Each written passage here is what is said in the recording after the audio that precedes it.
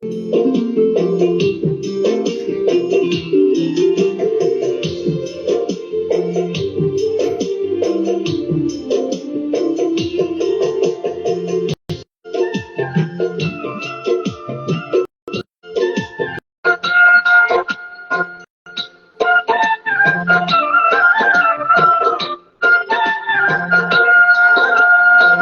श्री राधे नमो नमः, राधे रानी नमो नमः, राधे राधे नमो नमः, कृष्ण प्रियाय नमो नमः।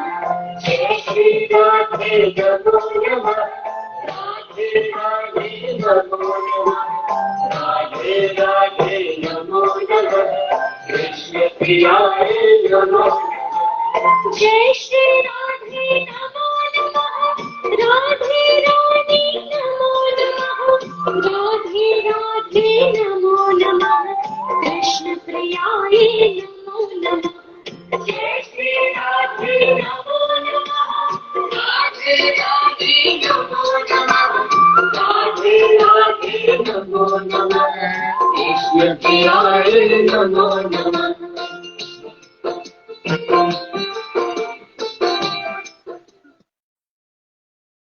कथा प्रारंभ होते है, सुनो वीर हनुमान। आसन आन विराजियो, पवन पुत्र बलवान, सियावर रामचंद्र पद जय। शंकर हरिओम, जय जय सिया राम।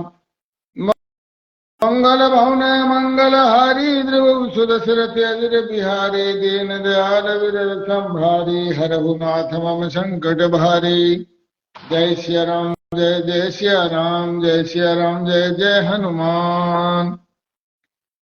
बाके बिहारी लाल की जय, कृष्ण कन्हैया लाल की जय, नंद के गोपाल की जय। नारायण हरि नारायण हरि नारायण हरि नारायण हरि।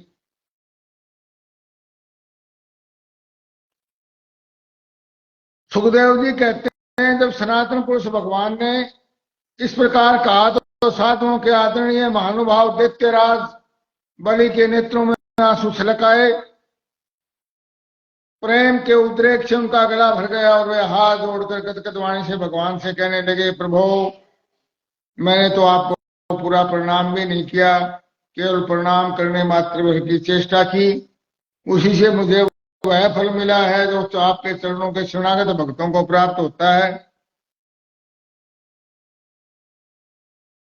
बड़े बड़े लोकपाल और देवताओं ने पर आपने तो कृपा कभी नहीं की। वो मुझे जैसे नीच असुर को सहजी प्राप्त हो गई है। यो कहते ही बलि वरुण के पास से मुक्त हो गए। उन्होंने ब्रह्मा जी और शंकर जी को प्रणाम किया। उसके बाद उन्होंने ब्रह्मा जी और शंकर जी को प्रणाम किया और उसके बाद बड़ी प्रसन्नता से असुरों के साथ सुतर लोक की यात्रा की। इस प्रकार भगवान ने बलि का से स्वर्ग का राज्य लेकर इंद्र को दे दिया और अदिति की कामना पूर्ण की और सम उपेंद्र बनकर, इंद्र के छोटे भाई उपेंद्र बनकर के वे सारे जगत का शासन करने लगे। जब प्रहलाद ने देखा कि वह मेरे वंशधर पौत्र राजा बलि बंधन से छूट गए तो उन्हें भगवान का कृपा प्रसाद प्राप्त हो गया और वे भक्ति भाव से भर गए। प्रहलाद जी ने भगवान की आराधना की। भगवान का बेटा प्रहलाद तुम्हारा कल्याण हो, अब तुम भी सुतल लोक में जाओ, वहां के बिहारी लाल की, और वहां अपने पुत्र बलि के साथ आनंद से रहो और जाति बंधुओं को सुखी करो। परीक्षित सुखदेव जी कहते हैं, परीक्षित समझ देते सेना के स्वामी विशुद्ध बुद्धि प्रहलाद जी ने जो आज्ञा कहकर हाथ जोड़कर भगवान का आदेश मान करके मस्तक पर चढ़ाया। परीक्षित उस समय भगवान श्री हरि ने ब्रह्मवादी ऋतुजों की सभा में अपने पास से बैठे शुक्राचार्य से कहा, ब्रह्मन आपका शिष्य यज्ञ कर रहा था, उसमें जो त्रुटि रह गई थी उसे आप पूर्ण कर दीजिए, क्योंकि कर्म करने से जो कुछ भूल चूक हो जाती है ब्राह्मणों की कृपा दृष्टि से सुधर जाती है। शुक्राचार्य जी ने कहा, भगवान जिसने अपना समस्त कर्म समर्पित करके सब प्रकार से यज्ञेश्वर एक पुरुष आपकी पूजा किए, उसके कर्म में कोई त्रुटि और कोई विषमता कैसे रह सकती है?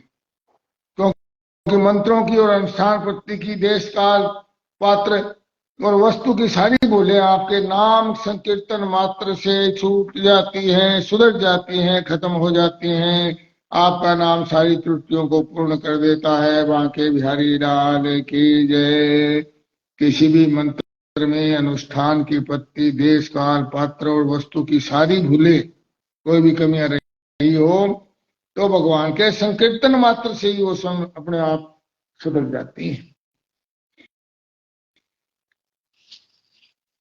सुखदेव जी कहते हैं भगवान शुक्राचार्य ने भगवान श्री हरि की आज्ञा स्वीकार करके दूसरे ब्रह्म ऋषियों के साथ बलि के यज्ञ में जो कमी रह गई थी उसे पूर्ण किया। परीक्षित इस प्रकार वामन भगवान ने बलि से पृथ्वी की भिक्षा मांगकर अपने बड़े भाई इंद्र को दे दी और स्वर्ग का राज्य शत्रुओं से छीन लिया।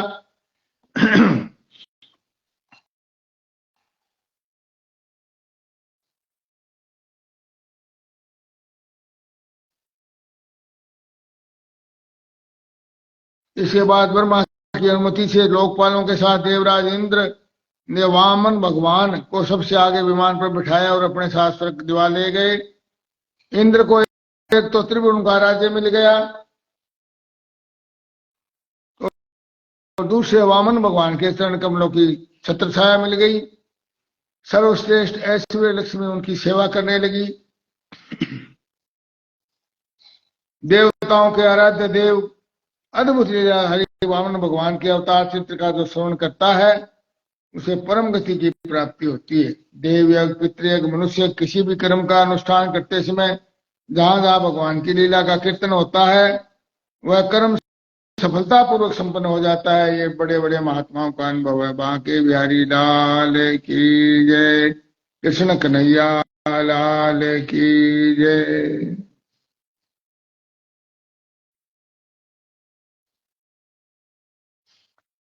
राजा परीक्षित ने पूछा भगवान के कर्म बड़े अद्भुत है।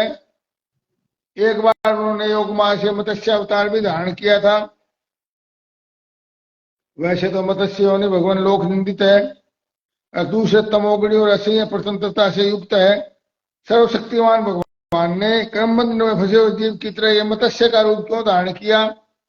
सुखदेव जी कहते हैं परीक्षित, यूं तो भगवान सबके एकमात्र प्रभु है, फिर वे गो ब्राह्मण देवता साधु वेद धर्म और अर्थ की रक्षा के लिए शरीर धारण करते रहते हैं। परीक्षित, पिछले कल्प के अंत में ब्रह्मा जी के सो जाने के कारण ब्राह्मण नायक नामक नैमितिक प्रलय हुआ था। उस समय भूलोक आदि सारे लोग समुद्र में डूब गए थे और प्रलय काल आने के कारण ब्रह्मा जी को नींद आ गई। नींद आ रही थी, वे सोना चाहते थे। उसी समय उनके वेद उनके मुख से निकल पड़े और पास ही रहने वाले हैग्री नामक बलि दैत्य ने उसे योग बल से चुरा लिया। मत्स्यराज सर्वशक्तिमान भगवान श्री हरि ने दानवराज हैग्री की चेष्टा जान ली, इसलिए उन्होंने मत्स्य अवतार ग्रहण किया। उस समय सत्यवत नाम के एक बड़े उदार भगत प्राणराज ऋषि केवल जल पीकर तपस्या कर रहे थे। वही सत्यवत भगवान वर्तमान महाकल्प में विवस्वान सूर्य के पुत्र श्राद्ध देव के नाम से विख्यात हुए और भगवान ने उन्हें वैवस्त मनु बना दिया। एक दिन में राज ऋषि कृतमाला की नदी में जल से तर्पण कर रहे थे। उसी समय उनकी अंजलि के जल में छोटी सी मछली आ गई। परीक्षित द्रविड़ देश के राजा सत्यवत ने अपनी अंजलि में आई हुई मछली को जल के साथ ही फिर नदी में डाल दिया। उस मछली ने बड़ी करुणा के साथ परम दयालु राजा सत्यव्रत से कहा, राजन आप बड़े दीन दयालु हो, आप जानते हो कि जल में रहने वाले जंतु अपनी जाति वालों को भी खा डालते हैं, इसलिए मैं उनके भय से व्याकुल हो रही हूँ। आप मुझे फिर इस नदी के जल में क्यों छोड़ रहे हो? राजा सत्यव्रत को इसका बात का पता नहीं था कि स्वयं भगवान मुझ पर प्रसन्न होकर कृपा करने के लिए मछली के रूप में पधारे हैं। इसलिए उन्होंने इस मछली की रक्षा का भार मन ही मन बलदेव शर्मा पटवारी जी, राधे राधे जी, मछली की रक्षा का मन ही मन संकल्प किया। राजा सत्यव्रत ने उस मछली की अत्यंत दीनता से भरी बात सुनकर बड़ी दया से उसे पात्र के जल में रख लिया और अपने आसन पर ले आए। आसन पर लाने के बाद एक ही रात में मछली उस कमंडलों में इतनी बढ़ गई कि उसमें कमंडल में स्थान नहीं रहा। उस समय मछली ने राजा से कहा, अब तो मैं इस कमंडलों में कष्टपूर्वक भी नहीं रह सकती, इसलिए मेरे को एक बड़ा सा स्थान नियत कर दे जहां मैं सुखपूर्वक रह सकूं। राजा सत्यव्रत ने मछली को कमंडल से निकाल कर एक बहुत बड़े पानी के बड़े मटके में डाल दिया। तो वो दो ही घड़ी में 3 हाथ बढ़ गई। फिर राजा सत्यव्रत ने कहा, राजन यह मटका मेरे लिए प्राप्त नहीं है, इसी में सुखपूर्वक नहीं रह सकती हूँ। उन्होंने उसको एक सरोवर में डाल दिया। थोड़ी देर वो इतनी बढ़ गई कि एक महामत्स्य आकार धारण कर लिए कर सरोवर के जल को ही घेर दिया। कहा, राजन मैं जलचर प्राणी हूं, सरोवर का जल भी मेरे लिए पर्याप्त नहीं, इसलिए आप मेरी रक्षा कीजिए, मुझे अगाध सरोवर में रख दीजिए। इस प्रकार कहने पर एक एक करके उन्होंने अटूट जल वाले सरोवरों में ले गए, परंतु जितना बड़ा सरोवर होता उतने ही बड़े वह बन जाते हैं। तो उन्होंने लीला मत्स्य को समुद्र में छोड़ दिया। वहां के बिहारी लाल की वहीं समुद्र में छोड़ दिया। समुद्र में डालते समय भगवान ने मत्स्य भगवान ने सत्यव्रत से कहा, देवी समुद्र में बड़े बड़े बलि मगर आदि रहते हैं, वे मुझे खा जाएंगे, इसलिए आप मुझे समुद्र के जल में मत छोड़िए। मत्स्य भगवान की मधुर वाणी सुनकर राजा सत्यव्रत मोहमुग्ध हो गए। उन्होंने कहा, मत्स्य का रूप धारण करे मोहित करने वाले आप कौन हैं? आपने एक ही दिन में 400 कोस के विस्तार का सरोवर घेर लिया। आज तक ऐसी शक्ति रखने वाला दलचर जीव तो मैंने कभी देखा ही नहीं।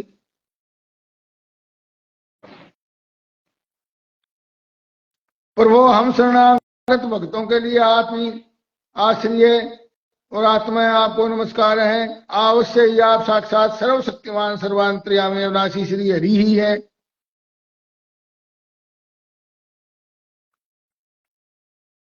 राज्य अपने प्यारे भक्त राज ऋषि सत्यव्रत की प्रार्थना सुन करके और भगवान ने कहा, सत्यव्रत आज से 7वें दिन भूलोक आदि तीनों लोक प्रलय के समुद्र में डूब जाएंगे।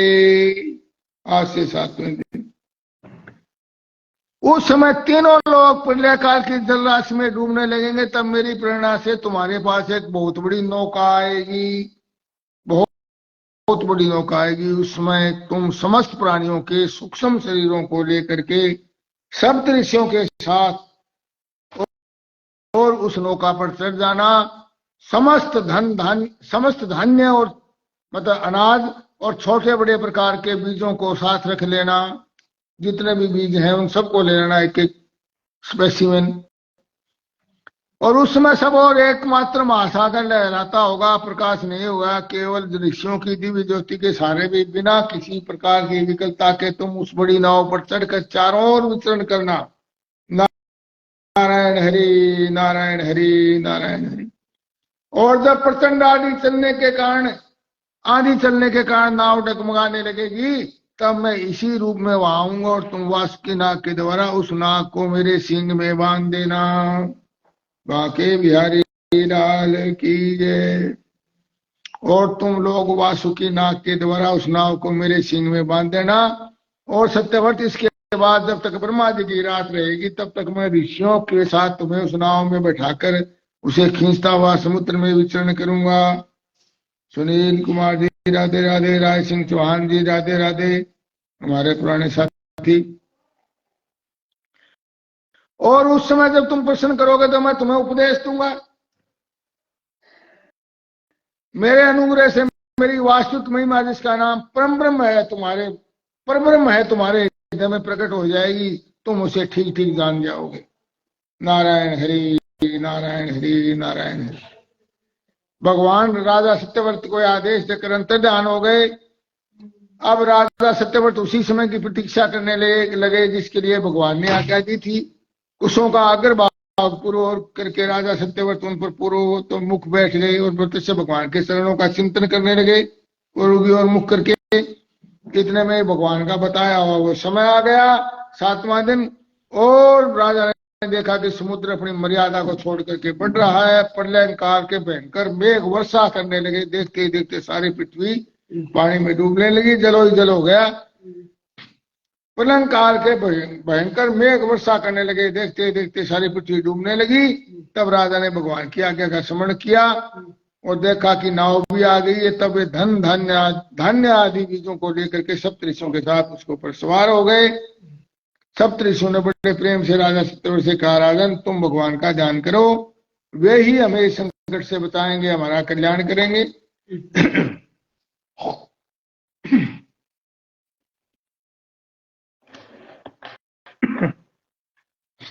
और उसी समय समुद्र के रूप में भगवान प्रकट हुए, मत्स्य के रूप में समुद्र में। मत्स्य भगवान का शरीर सोने के समान दैदीप्यमान था, शरीर का विस्तार 4 लाख कोस था। उनके शरीर में एक बड़ा भारी सिंह था। भगवान ने जैसे पहले आज्ञा दी थी उसके अनुसार वह नौका वासुकी नाग के द्वारा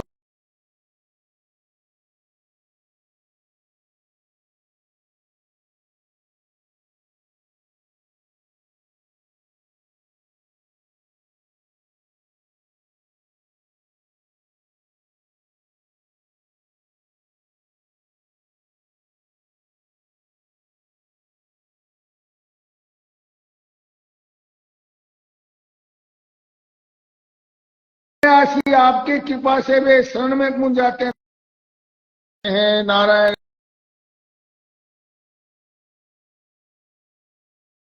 बंधन से छुटाकर वास्तविक मुक्ति देने वाले परम गुरु आप ही हैं। यह जीव तो अज्ञानी है, अपने कर्मों से बंधा हुआ है।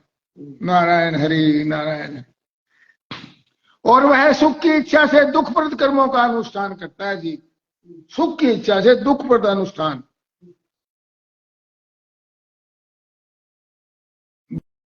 बोए पेड़ बंबूल के तो आम कहां से खाए।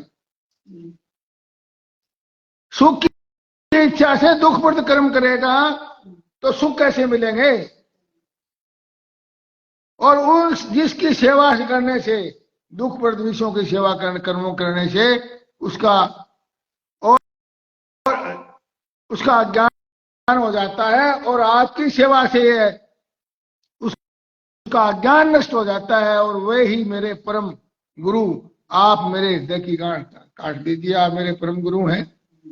जैसे अग्नि में तपाने से सोने चांदी के मल दूर हो जाते हैं, और वैसे ही आपकी सेवा से जीव अंतःकरण का, अपने अंतःकरण का ज्ञान रूप मल त्याग देता है और अपने वास्तविक स्वरूप में स्थित हो जाता है। नारायण हरि नारायण हरि नारायण हरि। आप सर्वशक्तिमान अविनाशी प्रभु ही हमारे गुरुजनों के परम गुरु हैं, अतः आप ही हमारे गुरु भी बने। उस मछली को कहने लगे, जितने भी देवता गुरु और संसार के दूसरे जीव हैं, वे यदि स्वतंत्र रूप से एक साथ मिलकर की भी कृपा करें तो आपकी कृपा के 10,000वें अंश की भी बराबरी नहीं कर सकते। आप ही सर्वशक्तिमान है प्रभु। आप सारे लोक के सूर्य और प्रियतम और ईश्वर और आत्मा है। सुखदेव जी कहते हैं, परीक्षित जब राजा सत्यव्रत ने इस प्रकार प्रार्थना की, तब मत्स्यधारी पुरुषोत्तम भगवान ने प्रलय के समुद्र में विहार करते हुए उन्हें आत्म तत्व का उपदेश दिया, और उसी को मत्स्य पुराण कहते हैं। सत्यव्रत ने ऋषियों के साथ बैठे हुए ही संदेह रहित होकर के, बिना कोई शक किए हुए, सतीश कुमार, भगत सतीश कुमार घुड़ेला जी, राधे राधे। और संदेह रहित होकर भगवान के द्वारा उपदेश दिए गए सनातन ब्रह्म स्वरूप आत्म तत्व को सुना। इसके बाद जब पिछले प्रलय का अंत हो गया और ब्रह्मा जी की जब नींद टूटी, तब भगवान ने हैग्रीव असुर को मारकर उनसे वेद छीन लिए और ब्रह्मा जी को दे दिए। राजा सत्यव्रत ज्ञान और विज्ञान से संयुक्त होकर इस कल्प में वैवस्त मनु हुए। अपनी योग माया से, 7वां मनवंतर वैवस्त मनवंतर, अपनी योग माया से मत्स्य रूप धारण करने वाले भगवान विष्णु और राजर्षि सत्यव्रत का यह संवाद, वह श्रेष्ठ आख्यान सुनकर मनुष्य सब पापों से मुक्त हो जाता है। नारायण हरि नारायण हरि नारायण। और उसे परम गति प्राप्त होती है। प्रलयकालीन समुद्र में जब ब्रह्मा जी सो गए थे, उनकी सृष्टि शक्ति लुप्त हो चुकी थी। उस समय उनके मुख से निकली हुई श्रुतियों को चुराकर हैग्रीव दैत्य पाताल में ले गया था। भगवान ने उसे मार करके वे सारी श्रुतियां ब्रह्मा जी को लौटा दी, और सत्यव्रत सप्तऋषियों को ब्रह्म तत्व का उपदेश दिया। उन समस्त जगत के परम कल्याण में लीला में भगवान को मैं नमस्कार करता हूँ कि अष्टम स्कंद समाप्त। बोलो प्रेम से हरे नारायण हरि नारायण हरि। इति श्री नवम स्कंद प्रारंभ। राजा परीक्षित ने पूछा, भगवान आपने सब मनवंतरों उसमें अनंत शक्तिशाली भगवान के द्वारा किए गए चरित्रों का वर्णन किया और मैंने उनको सुना भी सबको। आपने एक स्वांकु वक्ष नरपति अब आप उनके वंश और वंश में होने वाले अलग अलग चरित्र का वर्णन कीजिए। स्वांकु वंश का सुख जी कहते हैं, सोनक जी आदि ऋषियों ब्रह्मवादी ऋषियों के सभा में राजा परीक्षित ने जब प्रश्न किया तब सुखदेव जी ने कहा, परीक्षित तुम मनुवंश का वर्णन संक्षेप से सुनो। जो परम पुरुष परमात्मा छोटे बड़े सभी प्राणियों के आत्मा है, प्रलय के समय केवल वो ही थे और वो यह विश्व और कुछ भी नहीं था, सिर्फ वो एक परमात्मा ही थे। हे महाराज, उनकी नाभि से एक स्वर्ण में कमल कोष प्रकट हुआ, सोने का एक कमल।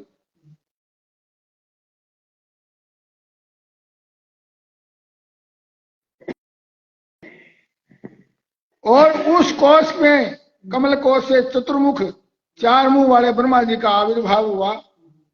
ब्रह्मा जी के उन मन से फिर मरीचि और मरीचि के पुत्र कश्यप हुए और उनकी धर्मपत्नी दक्षनंदिनी अदिति से विवस्वान सूर्य का जन्म हुआ। विवस्वान की संज्ञा नामक पत्नी से श्राद्ध देव मनु का जन्म हुआ और परीक्षित परम मनस्वी राजा श्राद्ध देव ने अपनी पत्नी श्रद्धा के गर्भ से 10 पुत्र उत्पन्न किए। उनके नाम थे इक्ष्वाकु, निर्ग, श्रयाति, दिष्ट, धृष्ट, क्रूस, नृष्यंत, पृषग, पृष्ठधर, नभग और कवि। वैवस्वत मनु पहले संतान ही थे। उस समय समर्थ में भगवान वशिष्ठ ने उन्हें संतान प्राप्ति कराने के लिए मित्रावरुण का यज्ञ करवाया था। यज्ञ के आरंभ में केवल दूध भी कर रहने वाली वैवस्वत मनु की पत्नी श्रद्धा ने अपने होता के पास जाकर प्रणाम पूर्वक याचना की कि मुझे कन्या का प्राप्त हो। तब अर्धवयु की प्रेरणा से बने ब्राह्मण ने श्रद्धा के कथन का स्मरण करके और वसटकार का उच्चारण करते हुए एक कुंड में आहुति दी। उसमें इला नाम की कन्या उत्पन्न हुई। उसे देखकर श्राद्ध देव मनु का मन कुछ विशेष प्रसन्न नहीं हुआ। उन्होंने अपने गुरु वशिष्ठ से कहा, भगवान आप तो ब्रह्मवादी है, आपका कर्म इस प्रकार विपरीत फल कैसे देने वाला हो गया।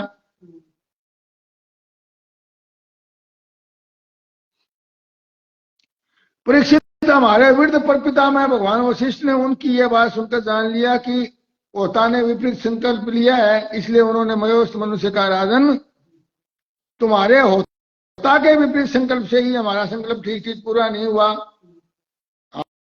आपकी जो पत्नी थी उसने भी लड़की मांगी, तो कैसे हो, लड़की होगी तो सर्वशक्तिमान प्रभु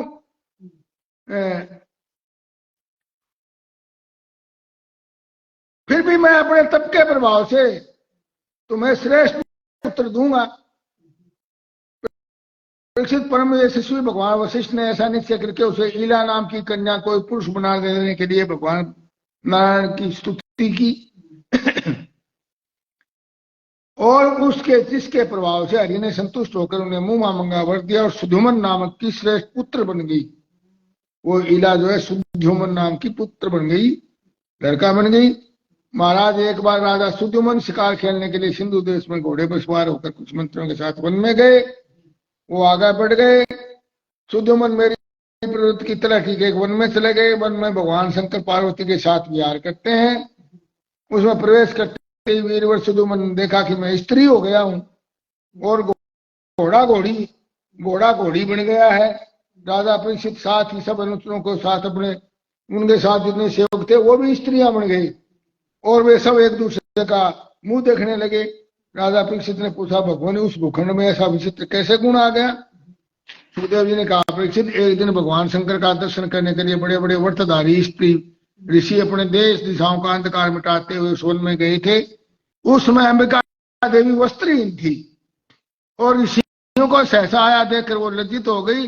झटपट उन्होंने भगवान शंकर की गोद से उठकर वस्त्र धारण कर लिया। स्त्री ने देखा कि भगवान गौरी शंकर इसमें विशाल विहार कर ले, इसलिए वहां से लौटकर वे भगवान नंद नारायण के आश्रम पर चले गए। ऋषि मुनि उसी समय भगवान शंकर ने अपने प्रिया भगवती अंबिका को प्रसन्न करने के लिए कहा, मेरे सिवा जो पुरुष इस स्थान पर प्रवेश करेगा वो स्त्री हो जाएगा।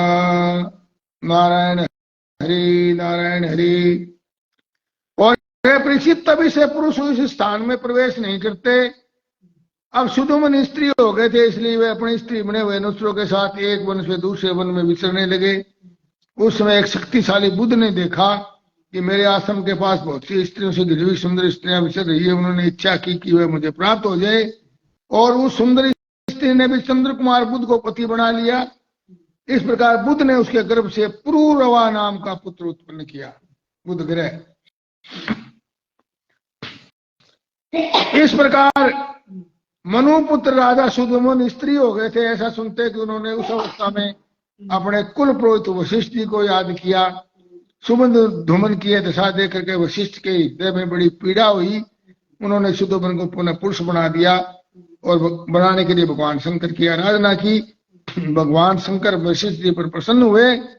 वशिष्ठ, तुम्हारा यजमान 1 महीने तक पुरुष रहेगा और 1 महीने तक स्त्री रहेगा बाकी से। हाँ, इस व्यवस्था से सुदुमन इच्छा अनुसार पृथ्वी का पालन करे। इस प्रकार वशिष्ठ के अनुग्रह से और व्यवस्था पूर्वक अभीष्ट पुरुषत्व लाभ करके सुदुमन पृथ्वी का पालन करने लगे।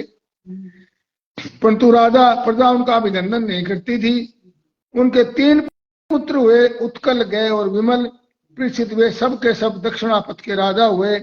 बहुत दिनों आने के बाद वृद्धावस्था आने पर प्रतिष्ठा नगरी के अधिपति सुदुमन ने अपने पुत्र पुरूरवा को राज्य दे दिया और स्वयं तपस्या करने के लिए वन की यात्रा की। इस प्रकार जब सुदुमन तपस्या करने के लिए वन में चले गए तो व्यवस्थ मनु ने पुत्र की कामना की से यमुना के तट पर 100 वर्ष तक तपस्या की। उसके बाद उन्होंने संतान के लिए भगवान हरि की आराधना की, जिसमें उन्होंने 10 पुत्र प्राप्त किए और जिसमें इक्ष्वाकु सबसे बड़े थे। मनु पुत्रों में एक का नाम था पृष्ठधर। गुरुजी ने वशिष्ठ ने उनको गाय की रक्षा में नियुक्त कर दिया। एक बार वह रात्रि के समय बड़ी सावधानी से विरासत में बैठा हुआ गायों की रक्षा कर रहा था। रात में वर्षा हो रही थी। उस समय गायों के झुंड में एक बाघ घुस आया, शेर बाघ। उसने सोकर डरकर सोई हुई गौवें उठ खड़ी हुई और इधर उधर भागने लगी। तलवार की एक तो रात का समय था और दूसरे घनघोर गड्ढा से आच्छादित होने के कारण कुछ दिखाई नहीं दे रहा था। पृष्ठधर गाय के पास दौड़ाया।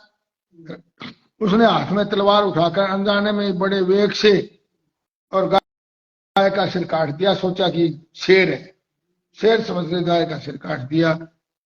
तलवार की नोक से बाघ का कान भी कट गया था। वह अत्यंत भयभीत होकर रास्ते में खून गिराता हुआ वहां से निकल गया। पृष्ठधमन दमन पृष्ठधर ने समझा कि बाघ मर चुका है, परंतु रात बीतने पर देखा कि मैंने तो गाय को मार डाला। ओहो, बड़ा दुख हुआ। फिर जाकर के अपने कुलपुरोहित वशिष्ठ जी को जब पता लगा तो उन्होंने श्राप दे दिया, तुम इस कर्म से क्षत्रिय नहीं रहोगे, जाओ शूद्र हो जाओ। नारायण हरि नारायण हरि। पृष्ठधर ने अपने गुरु का श्राप अंजलि बांधकर स्वीकार कर लिया और सदा के लिए प्रिय लगने वाले नैष्ठिक ब्रह्मचर्य व्रत को धारण कर लिया और समस्त प्राणियों का अहेतुक हितैषियों सबके प्रति समान भाव से युक्त होकर भक्ति के द्वारा परम विशुद्ध सर्वात्मा भगवान वासुदेव का अनन्य प्रेमी हो गया। शूद्र बनने का मतलब सेवक बन गया। वो सेवक बन गया, सेवा भाव करने लगा क्षत्रिय से और भगवान का प्रेमी हो गया। उसकी सारी आसक्तियां मिट गई, वृत्तियां शांत हो गई, इंद्रियां वश में हो गई और कभी वह जड़ अंधे और बहरे के समान पृथ्वी पर विचरण करता। इस प्रकार जीवन व्यतीत करता हुआ एक दिन वन में गया। वहां उसने देखा कि अग्नि झलक रही है जंगल की, तो उसको अग्नि में भस्म करके परम ब्रह्म को प्राप्त हो गया। नारायण हरि नारायण। मनु का सबसे छोटा पुत्र था कवि और वो विश्व से निष्प्रिय था। वह राज्य छोड़ करके वन में चला गया और भगवान को किशोर अवस्था में प्राप्त करके परम पद को प्राप्त हो गया। मनु पुत्र क्रूस से कारुष नामक क्षत्रिय उत्पन्न हुए। वे बड़े ब्राह्मण भक्तों धर्म प्रेमी उत्तरापथ के रक्षक थे। दृष्ट के धाष्ट नामक क्षत्रिय हुए। अंत में वे इस शरीर से ब्राह्मण बन गए। और नृग का पुत्र हुआ सुमति, सुमति उसका पुत्र भूत, ज्योतिर्भूत ज्योति का पुत्र वसु था, वसु का पुत्र प्रतीक, और प्रतीक का ओगवान, ओगवान के का पुत्र का नाम भी ओगवान ही था। उसके ओगवती नाम की कन्या थी जिसका विवाह सुदर्शन से हुआ। और देवदत्त अग्निवेश नामक उनके पुत्र हुए जो सोम अग्निदेव थे। प्रसिद्ध ब्राह्मणों का अग्निवेशायन गोत्र उन्हीं से चला। दिष्ट के पुत्र का नाम था नाभाग।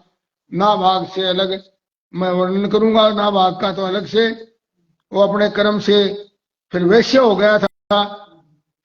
और मरुत के पुत्र का नाम था दम। दम के राज्यवर्धन हुए। नर से केवल केवल बिंदु मान तृण बिंदु आदर्श गुणों के भंडार थे। तृण बिंदु का जन्म हुआ उससे। मुनिवर और अप्सराओं में श्रेष्ठ तृण बिंदु अलम्बुसा देवी ने उनका वर्णन किया।